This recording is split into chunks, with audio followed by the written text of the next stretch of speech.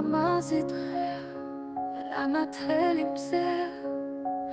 იმიტომ რომ მამიდას სიხარულის დაბადების დღეა მამიდა გილოცავ ყველაფერს საუკეთესოს გისურვებ მინდა ყოველთვის გირწყინავდეს თვალები იყოს სულ გახარებული და ბედნიერი გისურვებ ყველა ნატურის და სურვილის ახდენას რაც გულით გინდოდეს მამიდას ძალიან უყვარხარ